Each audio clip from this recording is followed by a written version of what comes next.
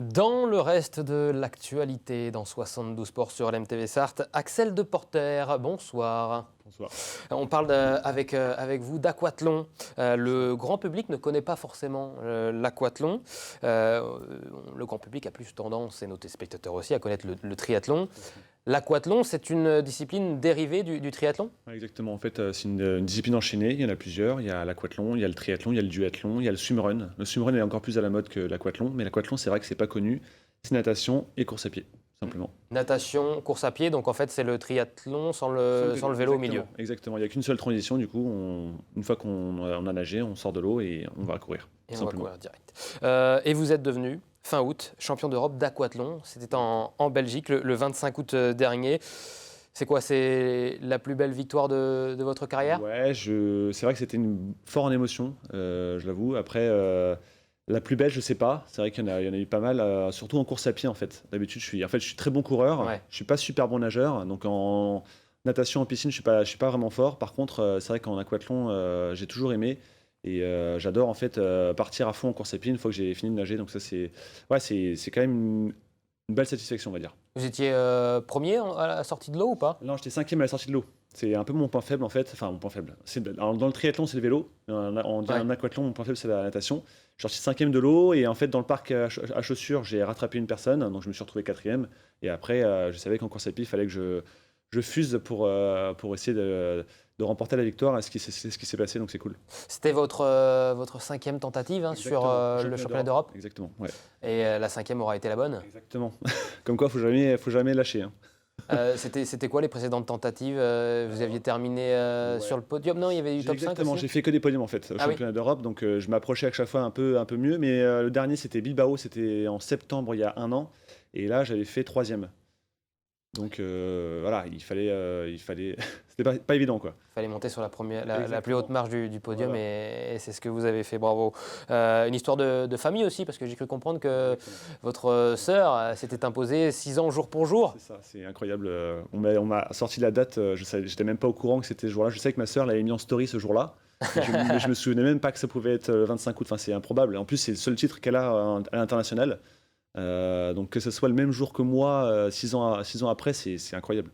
Avec ce joli maillot de l'équipe de France, c'est toujours un plaisir, un honneur de porter ce maillot. En fait, quand on le porte, on a, je sais pas, comme si une vibration. Exactement. Ouais. Voilà, c'est comme si quelqu'un nous poussait un peu aux fesses pour nous dire allez, tu peux pas lâcher. Voilà, tu portes la tenue de l'équipe de France quand même. Alors, bâcher, dans le jargon, ça veut dire abandonner. Voilà, pour être tout à fait clair. C'est bien parce qu'avec le triathlon, l'aquathlon et le vélo, moi je suis un spécialiste du cyclisme, moi on a un peu le même jargon. Ouais. C'est bien, c'est pratique. Par contre, en revanche, pour vous, moins de cyclisme cette saison, hein ? Quasiment pas en fait. Alors si, parce que j'ai fait les 24 heures vélo, donc il a fallu que je reprenne en juillet, mais je m'étais concentré uniquement sur la natation et sur la course à pied, parce que j'ai un planning qui est quand même bien chargé entre mon job de maître nageur et puis... voilà, j'entraîne aussi le Mans Triathlon, le club du Mans en triathlon. Il me faut dégoter du temps et c'est pas toujours simple. Donc le vélo, c'est quand même très. Vous le savez du coup, ça prend beaucoup de temps. Il faut s'habiller, il faut laver le vélo, et puis quand il y a des pièces à réparer, il faut le faire aussi. Alors qu'en natation, un peu moins, et en course à pied, un peu moins aussi. Ouais. Puis les heures d'entraînement sont pas forcément les mêmes. Des fois, il faut faire une sortie de 5 heures en vélo, peut-être pas forcément en course à pied. Un petit peu moins quand même. Oui. Maître nageur, vous l'avez dit à la piscine des Atlantides, vous coachez aussi toujours le Mans Triathlon de temps en temps. C'est vrai que vous devez avoir un planning assez serré. Comment vous faites pour gérer tout avec l'entraînement, surtout quand on fait plusieurs disciplines comme la natation et la course à pied, il faut pouvoir trouver des créneaux. Ouais, c'est pas simple. Après, l'avantage, c'est que je suis maître nageur, donc je travaille dans une piscine, donc déjà, sur mon temps libre, avant ou après de commencer le travail, effectivement, j'y suis, donc en fait, j'ai plus qu'à me mettre dans l'eau. Alors des fois, c'est pas évident de se motiver parce que voir de l'eau toute la journée, être dans la chaleur, alors ça peut faire du bien de se rafraîchir, mais c'est vrai que c'est pas toujours très simple. Après, la course à pied, oui, là c'est pareil, c'est en fait, je m'entraîne en entraînant. Donc merci aux athlètes de Le Mans Triathlon, c'est un peu grâce à eux. Non, je rigole, mais voilà, en fait, je vais avec eux, donc en fait, je me pose pas la question de savoir s'il faut que j'y aille ou il faut que j'y aille pas. Des fois, le mardi soir, je suis fatigué, je vais quand même les entraîner. Donc je suis pas forcément à mon rythme, mais je les accompagne et puis ça me fait faire des kilomètres. Et puis sinon, c'est avant de commencer le travail ou après le travail, en fait. Donc des fois, c'est assez tard. Des fois, je dors très mal la nuit aussi parce que c'est tard, je pouvais courir trop tard. Là, justement, avant le championnat d'Europe, j'ai dû faire une sortie à 22h à cause de la chaleur. Donc ouais, c'est pas simple, mais bon, on arrive à s'organiser. Tout est une question de choix, comme on dit. Prochaine course, ça sera la dernière question. Prochaine course et les prochains objectifs pour vous? Ça va être plus de course à pied. Aquathlon, ça va être fini pour cette année. Ça va être le 22 octobre, le semi-marathon. C'est vraiment l'objectif phare. Après, je vais avoir les compétitions plutôt dans la Sarthe. Avec des courses locales, pardon. Mais sinon, ce sera le semi-marathon de Valence le 22 octobre et le marathon de Valence le 3 décembre. Le marathon, on suivra vos résultats.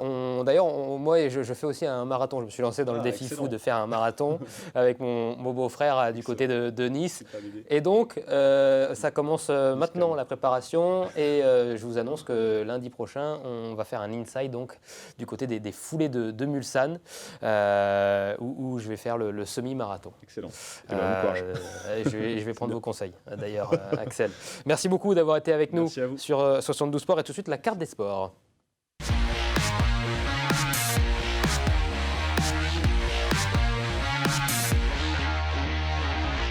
La carte des sports. Et voilà, c'est parti. On va la découvrir, la carte de notre joli département de la Sarthe. Plusieurs événements à suivre ce week-end. On commence avec du basket du côté de Sablé-sur-Sarthe. Vous l'avez vu, avec un superbe tournoi, le 22e trophée Sarthe Pays de la Loire, évidemment, tournoi de pré-saison pour l'EMSB de Elric Delors. Il y aura Gravelines Dunkerque, il y aura le CSP Limoges et le Portel, donc 4 équipes. Avec samedi, les 2 premiers matchs, 18h, ça sera Limoges face à Gravelines Dunkerque, 20h30 ensuite, le MSB Les Tangos qui affronteront le Portel, et puis donc la journée du lendemain, le dimanche, la petite finale à 14h30, donc pour les 2 perdants, et puis la finale à 17h pour les gagnants des 2 premières rencontres du samedi. Réservation sur le site sablébasket.fr.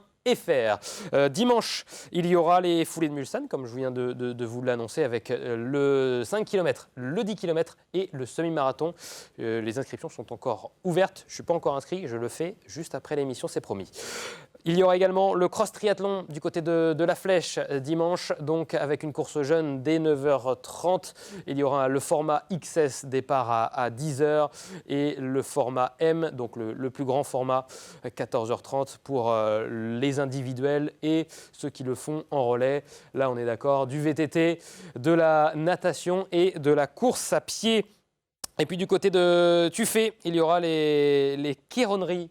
Voilà la petite affiche au centre nautique de Tuffet, donc avec la parade dès 9h30 et la restauration sur place des courses d'OFNI, des sortes de bateaux un peu bizarroïdes, mais toujours magnifiques à regarder. N'hésitez pas à vous rendre du côté du centre nautique Tuffet, donc, pour assister à ce bel événement. Tout de suite, on parle tennis avec un entretien exceptionnel à suivre avec Jo-Wilfried Tsonga. Tout de suite.